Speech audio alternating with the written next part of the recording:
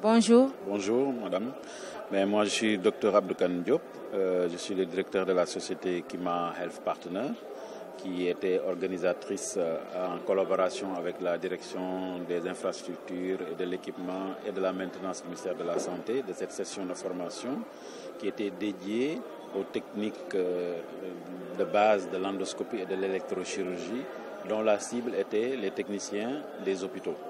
Donc, vous savez que la biomaintenance est un élément indispensable à la pratique médicale.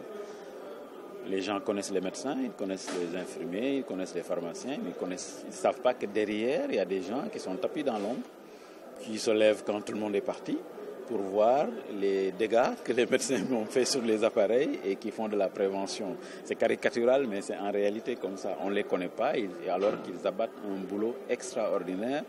Mais malheureusement, ce sont des gens qui ne sont pas visibles. Donc nous avons pris l'option d'essayer de les intégrer déjà et de les aider à se parfaire. Parce que la médecine évoluant depuis quelques années, il y a de nouvelles techniques qui sont arrivées sur des jeunes médecins qui sont devenus très bons, qui se sont formés en France et qui veulent travailler sur ces nouvelles technologies.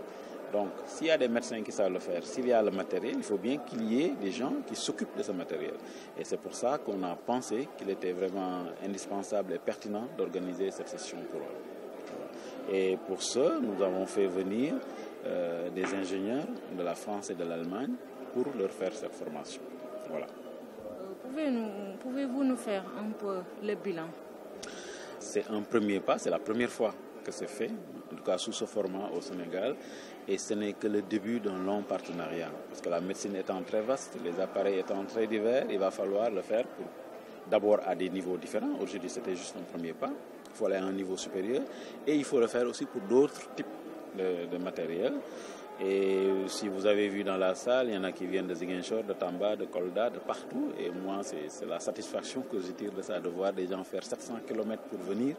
Je pense qu'il n'y a pas meilleur résultat que cela. Même s'ils étaient une seule personne, pour moi, ça aurait suffi parce qu'il y a quelqu'un qui aura bénéficié et qui va en faire bénéficier, au final, le patient sénégalais. Voilà. Pouvez-vous nous faire la synthèse des présentations?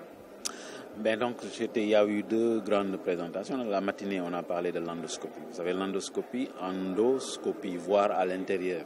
Donc, c'est toutes ces techniques nouvelles qui permettent de voir à l'intérieur du corps, donc d'opérer le malade, opérer chirurgicalement, sans ouvrir la peau.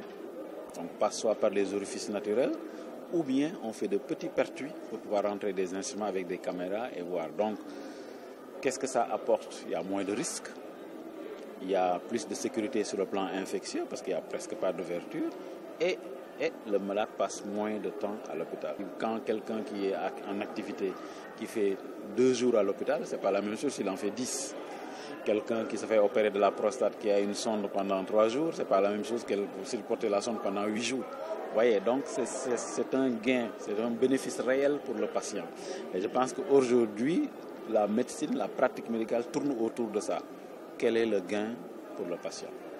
Point final.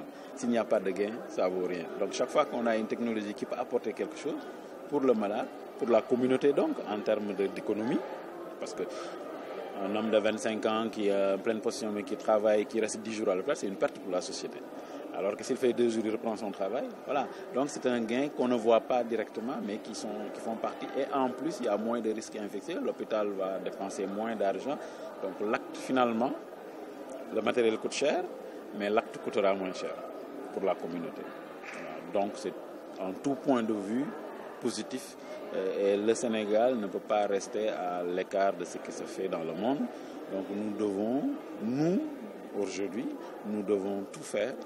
Nous, quand je dis nous, c'est nous tous, même les journalistes compris. Nous devons tous faire en sorte que le mieux du meilleur soit accessible aux Sénégalais lambda. Quelle sera donc la prochaine étape?